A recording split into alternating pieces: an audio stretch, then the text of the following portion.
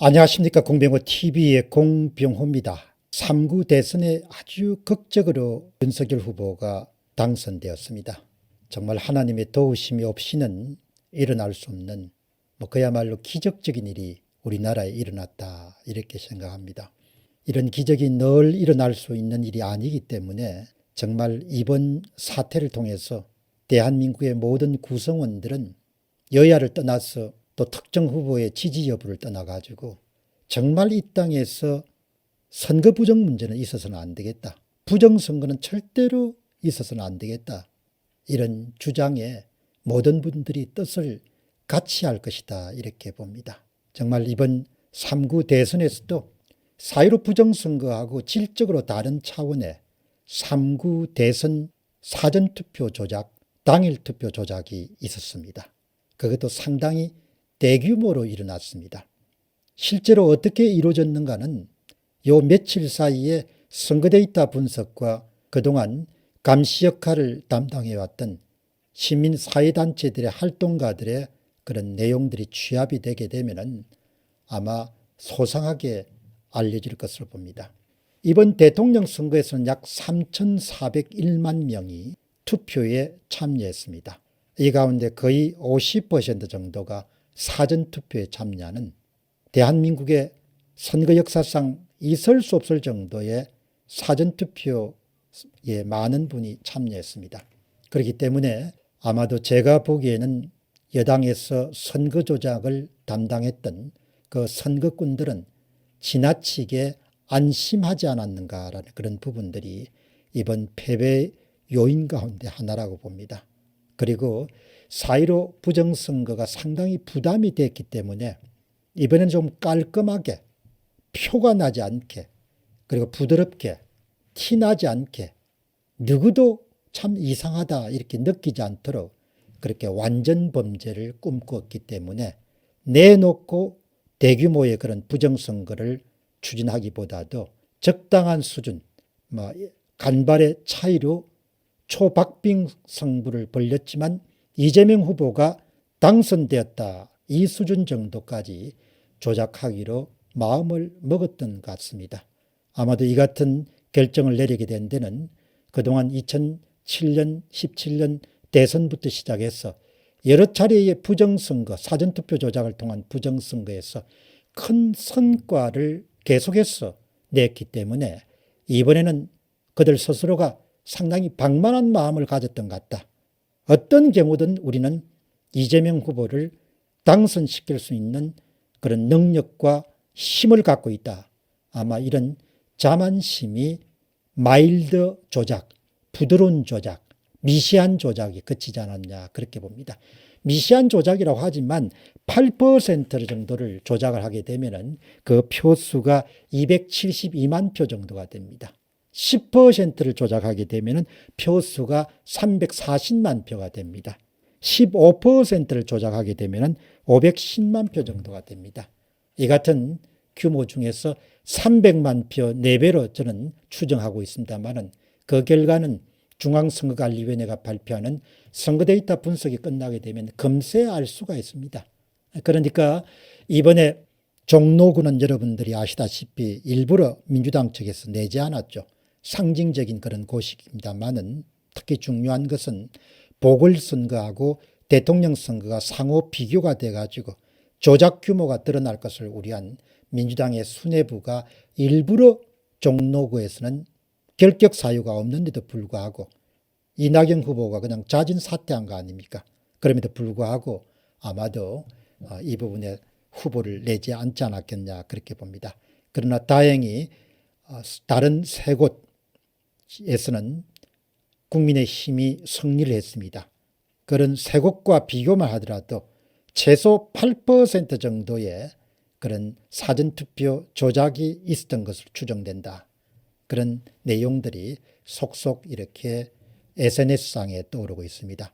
아마도 좀 며칠 정도만 지나면은 구체적으로 조작 규모라든지 조작 방법 등이 아마 낱낱이 나오게 될 것이다 이렇게 봅니다.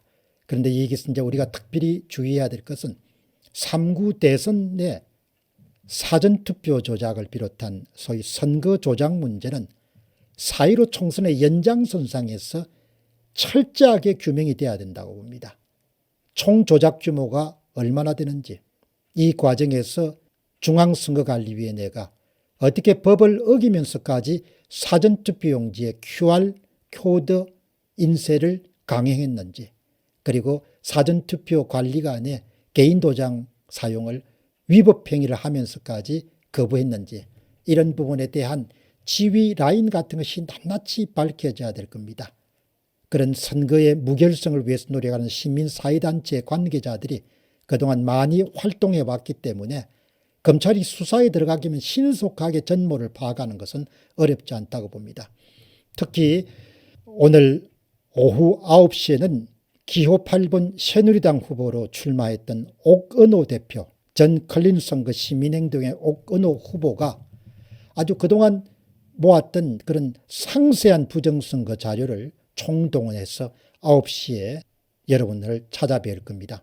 9시 공병호 인터뷰에서는 옥은호 대표가 직접 출연해서 본인들이 파견했던 그런 개표 그리고 투표 참관인들이 수집한 부정선거의 자료들을 낱낱이 공개할 예정입니다.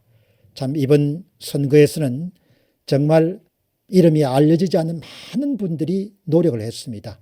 특히 제 머릿속에 뚜렷이 떠오른 분은 정말 대구에서 해대어라는 이름으로 알려진 최영호 씨는 탄핵부터 시작해서 줄기차게 부정선거 문제에 불씨가 끊어지지 않도록 대구를 비롯해서 많은 그런 부정선거 항의 시위를 조직해 왔습니다.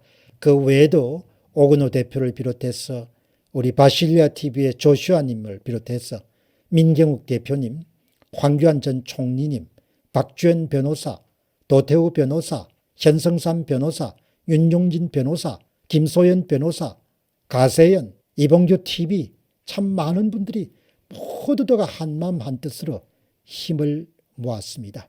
여러분, 전쟁은 이제 시작입니다. 우리가 궁극적으로 구현하려고 하는 대한민국 사회는 선거에 관한 일체의 부정선거가 이제는 더 이상 이 땅에서 일어날 수가 없고 어느 누구도 부정선거를 꿈꿀 수 있는 그런 나라를 만들어내는 것입니다. 이런 점에서 보면은 4.15 부정선거와 별도로 3.9 대선의 선거 조작의 전모도 낱낱이 밝혀져야 될 것으로 봅니다. 300만 표 내외를 조작했다면 과연 정확한 수치는 얼마인지, 어떤 방법으로 조작했는지 이런 부분들이 계속해서 여러분들에게 전달될 것으로 봅니다. 지금까지 알려진 것은 그야말로 사전투표소에 당연히 배치되어 있어야 될 선거인 명부가 전혀 없습니다. 모든 선거인 명부는 중앙에서 통제 가능한 중앙선거관리위원회 서브 시스템에서 다 통제합니다. 따라서 이 서브 시스템에서 선거인 수, 투표자 수를 확장하고 그것은 바로 이재명 후보의 당선을 가능하도록 하기 위한 소위 보정값과 조장값을 고려해서 그 수만큼을 여력을 확보한 다음에 그 여력만큼 실물 투표지를 투입하는 방법이 사용되었을 거다 봅니다. 놀라운 사실은 20여만 표의 그런 격차에도 불구하고 이재명 후보가 재검표라든지 아니면 이런 부분을 전혀 요청하지 않았던 것입니다. 이 재검표를 요청하지 않은 것은 2020년도 4.15 총선이 끝났을 때 제가 기억하고 있는 정확한 이름은 인천시 미추홀인가 어디에 남영희 더불어민주당 후보가 단 몇백 표 차이로 패배한 적이 있습니다. 그때 남 후보가 바로 재검표 선거 무효 소송을 제기했지만 바로 더불어민주당의 수뇌부의 주의에 따라서 그 다음날 명백한 이유가 없이 그냥 포기했습니다. 이재명 후보도 자식 캠프에 있는 이건영 씨를 비롯한 선거 조작 기술자들이 선거에 아주 많은 손을 댔다는 사실을 잘 알고 있을 것으로 봅니다. 따라서 2020년도 4.15 총선 이후에 근소한 차이로 패배한 남영희 후보가 스스로 선거 무효 소송을 제기했다가 곧 바로 놀란 듯이 화들짝 놀란 듯이 포기했던 것과 마찬가지로 바로 이재명 후보도 이런 사실을 알고 있었을 것으로 봅니다. 절대 몰랐을 리가 없습니다. 그렇기 때문에 선거 막판에 윤호중 씨나 우상호 씨나 송영길 씨나 이재명 후보나 모두 다 표정관리와 그리고 명분관리, 자신들이 승리할 수밖에 없는 명분관리에 많은 그런 시간과 에너지를 투입했습니다. 모두가 다 무슨 일을 누가 어떻게 진행하고 있는지를 알고 있었을 것으로 봅니다. 따라서 대한민국 검찰은 즉시 3구 대선의 사전투표 조작 문제에 대해서 시시비비를 가리기 위해서 검찰의 명운을 걸고 사건 수사에 나서야 될 것입니다. 그 어떤 것보다도 부정선거를 통해서 권력을 훔치는 것만큼 최악의 범죄가 없습니다. 4.15 부정선거와 별도로 3구 대선의 사전투표 조작은 낱낱이 밝혀질 것으로 봅니다. 여러분들께서 계속해서 그야말로 매의 눈으로 이 나라가 정상국가로 자리 잡을 수 있을 때까지 힘을 대해 주시기 바랍니다. 그리고 공병호 TV와 같은 그런 부정선거를 방송하는 방송이 통제받지 않고 관리받지 않고 탄압받지 않고 자유롭게 사실과 진실을 널리 세상에 알릴 수 있도록 도와주시기 바랍니다. 너무나 2020년 9월부터 탄압이 심합니다. 보통 송출량의 10분의 1 정도를 지금 시청자들이 볼 수 있을 뿐입니다. 이것은 너무나 부당한 겁니다. 이렇게 탄압을 한 겁니다. 사실과 진실을 가리고 숨기고 은폐하기 위해서.